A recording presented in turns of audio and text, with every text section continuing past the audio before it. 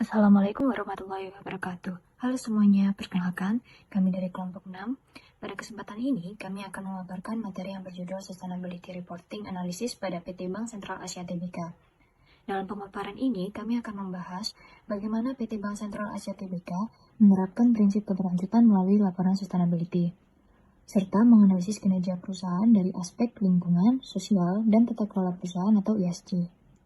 Kami berharap materi yang kami sampaikan dapat memberikan pemahaman yang lebih jelas mengenai pentingnya sustainability reporting dalam mendukung keberlanjutan perusahaan perbankan di Indonesia.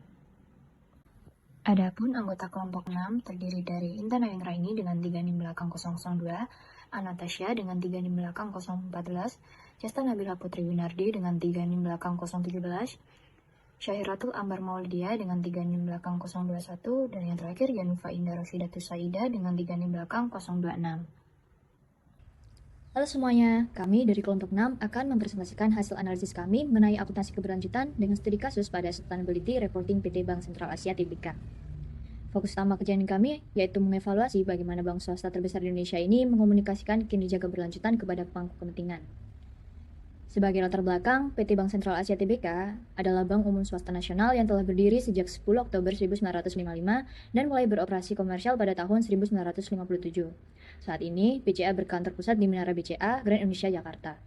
Secara struktur permodalan, BCA memiliki modal dasar sebesar 5,5 triliun. Sahamnya telah tercatat di Bursa Efek Indonesia sejak tahun 2000 dengan kode BBCA, di mana mayoritas saham sebanyak 54,94% dimiliki oleh PT Dwi Muria Investama Andalan dan sisanya sebesar 45,06% dimiliki oleh masyarakat. Hingga akhir periode pelaporan, BCA didukung oleh kekuatan 26.532 karyawan dan jaringan operasional yang sangat luas, mencakup 1.264 kantor cabang serta lebih dari 19.000 ATM di seluruh Indonesia. Di era transformasi digital ini, BCA secara konsisten mengembangkan layanan berbasis teknologi seperti My BCA, BCA Mobile, dan Klik BCA. Inovasi ini bukan hanya sekedar kemudahan transaksi, tetapi merupakan strategi untuk memperkuat posisi BCA sebagai bank transaksi terdepan yang didukung oleh berbagai entitas anak di bidang syariah, asuransi, hingga digital banking. Analisis yang kami lakukan memiliki 4 tujuan utama terkait pelaporan keberlanjutan. Yang pertama, menilai kesiapan BCA dalam mengimplementasikan standar internasional IFRS S1 dan S2. Yang kedua, mengkaji kesesuaian Sustainability Report BCA dengan standar domestik terbaru yaitu PSPK 1 dan PSPK 2. Yang ketiga, mengidentifikasikan gap, kekuatan, serta area yang masih memerlukan pengembangan dalam laporan mereka. Dan terakhir, untuk menyusun kesimpulan mengenai sejauh mana tingkat kesiapan BCA dalam menghadapi regulasi pelaporan keberlanjutan yang semakin ketat ke depannya. Lantas bagaimana kami melakukan analisis ini? Data utama yang kami gunakan adalah Sustainability Report BCA tahun 2024. Kami menggunakan metode content analysis dengan cara mencocokkan isi laporan tersebut secara mendetail terhadap PSPK 1 dan PSPK 2. Untuk menilai sejauh mana kesiapan BCA, kami membaginya ke dalam 3 kategori tingkat, yaitu yang pertama ada lengkap, ada full disclosed, yaitu jika informasi sudah diungkapkan secara menyeluruh. Yang kedua ada sebagian atau partial disclosed, yaitu jika baru sebagian informasi yang tersedia. Dan yang ketiga yaitu belum diungkapkan atau not disclosed, jika informasi tersebut sama sekali belum ada dalam laporan keuangan. Untuk perkembangan standar global, penting bagi kita untuk memahami mengapa analisis ini dilakukan sekarang. Saat ini dunia sedang mengalami perubahan besar dalam pelaporan keberlanjutan global dengan diterbitkannya IFRS S1 dan IFRS S2 oleh ISSB. Laporan yang dulunya hanya bersifat naratif kini dituntut untuk menjadi lebih terstruktur, konsisten, dan terintegrasi dengan laporan keuangan. Di Indonesia sendiri, standar global ini telah diadopsi menjadi PSPK 1 dan PSPK 2, sehingga standar ini itu menjadi acuan utama bagi perusahaan terbuka dan sektor jasa keuangan seperti BCA dalam mengungkapkan informasi keberlanjutannya. Mengenal PSPK 1, secara spesifik PSPK 1 merupakan standar pengungkapan umum yang mana tujuannya sangat jelas, yaitu memastikan informasi yang disampaikan perusahaan itu relevan, konsisten, dan memiliki dampak nyata bagi pengambilan keputusan ekonomi investor. Dalam PSPK 1 ada 4 pilar utama yang kami analisis dari laporan BCA. Yang pertama yaitu tata kelola keberlanjutan, yang kedua strategi dan dampak keuangan, yang ketiga ada manajemen risiko keberlanjutan, dan yang keempat metrik dan target kinerja ESG. Sehingga secara keseluruhan PSPK 1 ini melihat bagaimana isu keberlanjutan bisa berlangsung dan berpengaruh terhadap kinerja keuangan perusahaan. Pada slide ini ditunjukkan bahwa dalam PSPK 1, isu keberlanjutan harus berada di bawah pengawasan langsung direksi dan dewan komisaris, serta terintegrasi dalam sistem good corporate governance. Berdasarkan Sustainability Report BCA, direksi dan dewan komisaris terlibat aktif dalam pengawasan keuangan keberlanjutan. Evaluasi rencana aksi keuangan berkelanjutan atau RAKB dilakukan minimal 4 kali dalam setahun, yang menunjukkan pengawasan yang berkelanjutan dan sistematis. Selain itu, aspek ISG telah dimasukkan ke dalam KPI manajemen, sehingga kinerja keberlanjutan berdampak langsung pada penilaian kinerja pimpinan. Hal ini menunjukkan bahwa tata kelola keberlanjutan di BCA sudah matang dan selaras dengan ketentuan PSPK 1. Selanjutnya, pada aspek strategi, PSPK 1 mengharuskan perusahaan mengungkapkan bagaimana isu keberlanjutan mempengaruhi model bisnis, arah strategi, dan kinerja keuangan dalam jangka pendek hingga jangka panjang. Berdasarkan Sustainability Report BCA, keberlanjutan telah terintegrasi dalam strategi pembiayaan yang tercermin dari peningkatan portofolio pembiayaan berkelanjutan. BCA juga memfokuskan strategi pada green financing dan pembiayaan UMKM yang sejalan dengan transisi menuju ekonomi rendah karbon dan inklusif. Selain itu, digitalisasi layanan perbankan berkontribusi pada penurunan emisi operasional sekaligus meningkatkan efisiensi biaya. Hal ini menunjukkan bahwa keberlanjutan tidak hanya menjadi komitmen, tetapi telah menjadi bagian dari strategi bisnis BCA di berbagai horizon waktu. Pada aspek manajemen risiko, PSPK 1 menekankan bahwa perusahaan harus mampu mengidentifikasi, menilai, dan memitigasi risiko keberlanjutan, khususnya risiko ISG, serta mengintegrasikannya ke dalam sistem manajemen risiko secara menyeluruh. BCA telah menerapkan Climate Risk Stress Test atau CRST untuk menilai dampak perubahan iklim terhadap kualitas aset, NPL, dan kecukupan terhadap modal. Selain itu, BCA juga melakukan Climate Risk Management dan Skenario Analysis untuk mengantisipasi risiko fisik dan risiko transisi. Kemudian, BCA juga menetapkan kebijakan pembiayaan sektoral berisiko tinggi guna meminimalkan eksposur risiko ISG dalam portofolio pembiayaan. Penerapan pendekatan ini menunjukkan bahwa manajemen risiko ISG di BCA telah terintegrasi dengan manajemen risiko perusahaan dan selaras dengan ketentuan PSPK 1. Pada PSPK 1, bagian matriks dan target mewajibkan perusahaan mengungkapkan indikator dan target ESG yang jelas dan terukur agar kinerja keberlanjutan dapat dinilai secara objektif. Nah, berdasarkan Sustainability Report BCA, di sini perusahaan BCA telah mengungkapkan matriks utama seperti emisi GRK pada skop 1, 2, dan 3, serta indikator pembiayaan hijau dan UMKM sebagai dukungan terhadap ekonomi keberlanjutan. Nah, di sini BCA juga menetapkan target pengurangan emisi operasional untuk memantau kemajuan kinerja keberlanjutan. Namun, keterkaitan antara kinerja ISG dan dampak keuangan masih belum diperkuat, selaras dengan IFR Sustainability Disclosure. Selanjutnya yaitu PSPK 2 yang mengadopsi IFRS S2 yang mengatur pengungkapan risiko dan peluang yang timbul akibat perubahan iklim serta dampaknya terhadap keuangan dan keberlanjutan perusahaan. Nah, di pengungkapan ini itu mencakup strategi perusahaan dalam memasukkan isu perubahan iklim ke dalam perencanaan bisnis dan juga pengelolaan risiko iklim seperti cuaca ekstrim dan juga perubahan regulasi serta matriks dan target iklim termasuk juga emisi dan target pengurangannya. Secara keseluruhan, PSPK 2 membantu pemangku kepentingan memahami kesiapan perusahaan dalam menghadapi perubahan iklim. Selanjutnya, penjelasan terkait PSPK 2 mengenai analisis strategi iklim, di mana PSPK 2 mewajibkan perusahaan menjelaskan pengaruh risiko dan peluang perubahan iklim terhadap strategi bisnis dan kinerja keuangan. Berdasarkan Sustainability Report BCA, risiko iklim telah diperhitungkan dalam strategi pembiayaan melalui pemetaan sektor beremisi tinggi serta pengembangan pembiayaan berkelanjutan, termasuk green financing, kemudian transisi energi, dan selain itu digitalisasi layanan perbankan dilakukan untuk menekan emisi operasional, dan meningkatkan efisiensi biaya yang berdampak positif pada kinerja keuangan jangka panjang.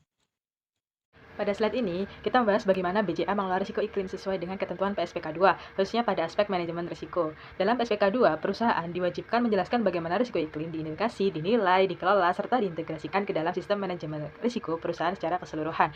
Berdasarkan SRBCA, risiko iklim telah diindikasi dalam dua bentuk utama, yaitu risiko iklim fisik dan risiko iklim transisi. Kedua risiko ini dipandang penting karena dapat mempengaruhi kualitas kredit serta stabilitas portofolio pembiayaan bank. Untuk mengukur dampaknya, BCA telah menerapkan Climate Risk Stress Test dan Climate Risk Management manajemen sistem. Melalui pendekatan ini, BCA dapat menilai bagaimana perubahan iklim berpotensi mengaruhi risiko kredit di masa depan. Hasil dari analisis tersebut kemudian digunakan dalam pengambilan keputusan manajemen, khususnya dalam mengevaluasi potensi dampak terhadap NPL dan CAR, sehingga risiko iklim benar-benar menjadi bagian pengelola risiko bisnis bank. Selanjutnya, slide ini menjelaskan pemenuhan PSPK 2 pada aspek metrik iklim. PSPK 2 mengharuskan perusahaan untuk mengungkapkan metrik kuantitatif yang relevan dalam mengukur risiko dan peluang terkait iklim. BCA telah mengungkapkan perhitungan emisi gas rumah kaca untuk skop 1 dan skop 2 yang berasal dari aktivitas operasional bank, seperti penggunaan energi dan kegiatan operasional lainnya. Selain itu, sebagai bank, BCA juga mulai menghitung emisi skop 3, khususnya dari aktivitas pembiayaan atau finance emission, yang saat ini telah mencakup lebih dari 50% portofolio pembiayaan. Tidak hanya berfokus pada risiko, BCA juga mengungkapkan metrik peluang iklim seperti nilai pembiayaan hijau dan pembiayaan UMKM berkelanjutan. Metrik ini menunjukkan bagaimana isu iklim juga dipandang sebagai peluang bisnis yang mendukung keberlanjutan. Pada slide ini, kita melihat bagaimana BCA menetapkan target iklim sesuai dengan ketentuan PSPK 2. PSPK 2 menekankan pentingnya target yang jelas dan terukur dalam mengelola risiko dan peluang iklim. BCA telah menetapkan target pengurangan emisi dari aktivitas operasional sebagai bagian dari komitmen pengelolaan dampak perubahan iklim. Selain itu, BCA juga memiliki target untuk meningkatkan pembiayaan berkelanjutan dan pembiayaan UMKM, yang sejalan dengan upaya mendukung transisi menuju ekonomi rendah karbon dan inklusif. Namun demikian, untuk target kuantitatif jangka panjang terkait penurunan emisi pembiayaan atau skop 3, saat ini masih berada dalam tahap pengembangan dan belum sepenuhnya diformalkan. Dashboard ini merupakan gambaran umum penerapan prinsip ESG atau Environmental, Social, and Governance pada Bank BCA. Melalui dashboard ini, BCA menunjukkan komitmennya dalam menjalankan bisnis yang tidak hanya berorientasi pada kinerja keuangan, tetapi juga memperhatikan aspek lingkungan, sosial, dan tata kelola perusahaan. Pada aspek environmental, dashboard menampilkan bagaimana BCA mengelola dampak operasional terhadap lingkungan seperti penggunaan energi, emisi gas rumah kaca, dan juga pemanfaatan kertas dan penggunaan air. Hal ini mencerminkan upaya BCA dalam meningkatkan efisiensi sumber daya dan mendukung keberlanjutan lingkungan. Selanjutnya, pada aspek sosial, dashboard menggambarkan perhatian BCA terhadap sumber daya manusia, termasuk tingkat turnover karyawan, jumlah karyawan, serta jam pelatihannya. Aspek ini menunjukkan komitmen BCA dalam mengembangkan karyawan dan penciptaan lingkungan kerja yang berkelanjutan.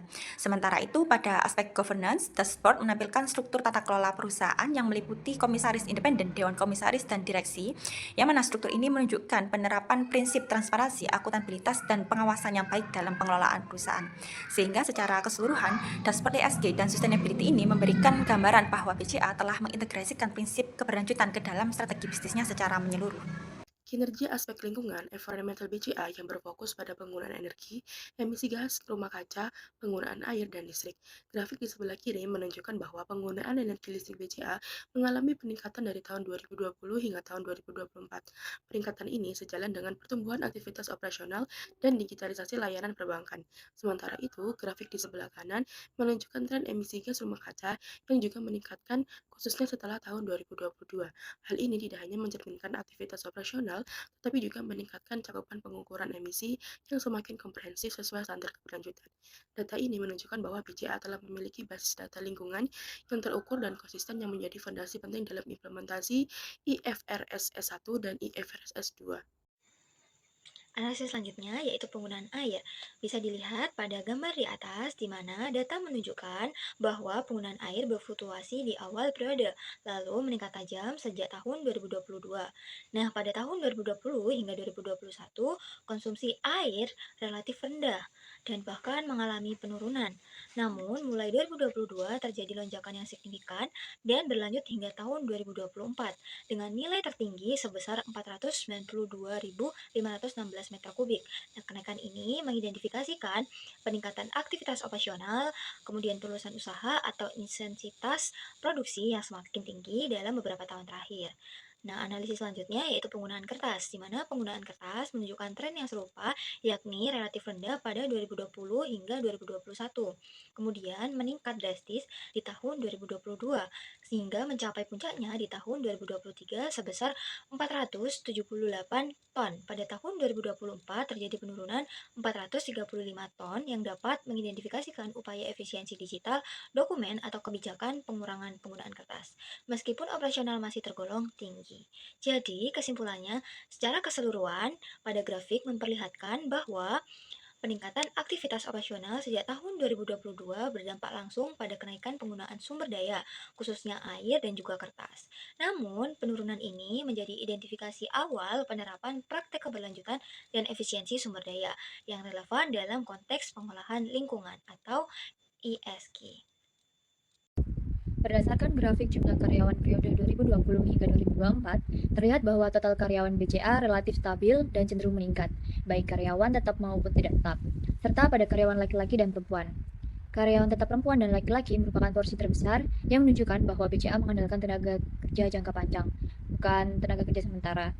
Peningkatan jumlah karyawan pada 2023 hingga 2024 mencerminkan adanya ekspansi bisnis dan kepercayaan perusahaan terhadap pertumbuhan berkelanjutan. Selanjutnya dari sisi ESG, kondisi ini menunjukkan bahwa BCA memiliki komitmen sosial yang kuat dalam menciptakan lapangan kerja, menjaga stabilitas tenaga kerja, hingga mendukung keberlanjutan kesejahteraan karyawan. Selanjutnya untuk tingkat turnover karyawan, turnover sempat meningkat pada 2021 hingga 2022 yang dapat dikaitkan dengan kondisi pasca pandemi, penyesuaian organisasi, serta dinamika pasar tenaga kerja. Namun setelah itu, turnover menurun secara konsisten hingga 2024, bahkan menjadi yang terendah. Penurunan tingkat turnover ini menunjukkan bahwa adanya karyawan cenderung bertahan lebih lama, tingkat kepuasan dan loyalitas karyawan meningkat, dan kebijakan SDM BCA semakin efektif. Dalam konteks ESG, turnover yang rendah mencerminkan lingkungan kerja yang sehat, sistem pengembangan karyawan yang baik, serta perhatian perusahaan terhadap kesejahteraan dan keamanan kerja. Berdasarkan jumlah karyawan yang stabil dan tingkat turnover yang relatif rendah serta menurun, dapat disimpulkan bahwa BCA telah menerapkan aspek sosial dalam ESG yang baik. Pengelolaan sumber daya manusia yang berkelanjutan ini menunjukkan bahwa BCA tidak hanya berfokus pada kinerja keuangan, tetapi juga keberlangsungan tenaga kerja dan kesejahteraan karyawan, yang dimana menjadi fondasi penting dalam mendukung keberlanjutan perusahaan jangka panjang. Pada slide ini menunjukkan dashboard perkembangan jumlah jam pelatihan berdasarkan gender dari tahun 2020 sampai 2024. Secara umum, jumlah jam pelatihan meningkat signifikan hingga mencapai puncaknya pada tahun 2023 sebelum relatif stabil pada tahun 2024. Jam pelatihan perempuan secara konsisten lebih tinggi dibandingkan laki-laki, mencerminkan komitmen BCA terhadap pengembangan SDM yang inklusif. Secara keseluruhan, tren ini menunjukkan penguatan investasi perusahaan dalam peningkatan kompetensi karyawan secara keberlanjutan. Baik, berdasarkan data yang ditampilkan pada dashboard struktur tata kelola BCA pada periode 2020 hingga 2024, di sini BCA menunjukkan konsistensi dan stabilitas, di mana BCA memiliki 3 komisaris independen, 5 anggota dewan, komisaris, dan 12 anggota direksi. Komposisi ini mencerminkan keseimbangan antara fungsi pengawasan dan fungsi pengelolaan perusahaan serta memastikan adanya independensi dalam proses pengambilan keputusan strategis. Keberadaan komisaris independen di sini berperan penting dalam menjaga objektivitas, transparansi, serta mengurangi potensi benturan kepentingan. Sementara itu, Dewan Komisaris bertugas melakukan pengawasan terhadap kinerja direksi dan memastikan bahwa seluruh aktivitas operasional bank ini berjalan sesuai dengan regulasi, prinsip kehati-hatian, dan nilai-nilai keberlanjutan. Direksi memiliki tanggung jawab atas pengelolaan operasional perusahaan serta pengintegrasian prinsip ESG dalam kebijakan dan strategi bisnis BCA. Sehingga secara keseluruhan, struktur governance yang kuat dan konsisten ini menunjukkan bahwa BCA tidak hanya berfokus pada kinerja keuangan, tetapi juga menempatkan tata kelola perusahaan sebagai pilar utama dalam mendukung penerapan ESG yang berkelanjutan dan berorientasi jangka panjang. Berdasarkan analisis sustainability report BCA yang mengacu pada PSPK 1 dan PSPK 2, dapat disimpulkan bahwa BCA secara umum siap mengimplementasikan IFRS 1 dan S2. Kesiapan ini didukung oleh tata kelola yang kuat, manajemen risiko yang matang, serta ketersediaan data emisi yang memadai. Namun demikian, BCA masih perlu melakukan penyelarasan metrik keberlanjutan ke format IFRS secara penuh, serta memperluas cakupan pengungkapan emisi pembiayaan agar implementasi dapat dilakukan secara optimal dan selaras dengan praktik global.